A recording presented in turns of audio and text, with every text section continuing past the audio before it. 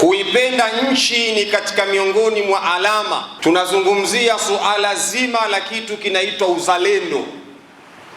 Kupenda nchi yako, kupenda ulipozaliwa, kupenda kitu cha asili yako, hiyo ni katika miongoni mwa imani, na ni utumwa wa kifikra.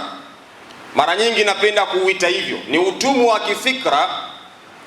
Ikiwa kuna Muislamu anakuwa hajivunii utanzania wake, utakuwa ni utumwa wa kifikra. Ikiwa Muislamu hajivunii yeye kuwa Muislamu, utakuwa ni utumwa wa kifikra.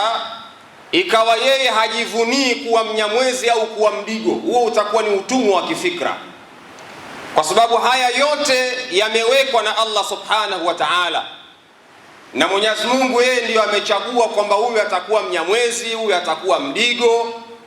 Wa rabbuka yakhluqu ma yashau wa yakhtar, Mwenyezi Mungu anaumba atakavyo na anachagua nani awe nani. Kwa hiyo kupenda kwa namna ambavyo ulivyo ni katika miongoni mwa imani. Kuipenda nchi yako ni katika miongoni mwa alama za kuonyesha kwamba wewe una imani. Kwa hiyo mada yetu leo tutembee na kipande hiko tu, hubbul watani alamatul imani.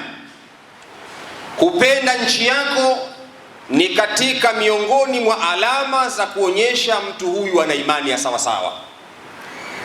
Na kinyume chake, mafuhumu mukhalafa, kinyume chake ni kwamba kuto kuipenda nchi yako maana yake ni alama inayoonyesha kwamba wewe hauna imani ya sawa sawa. Hii ndio mafuhumu mukhalafa.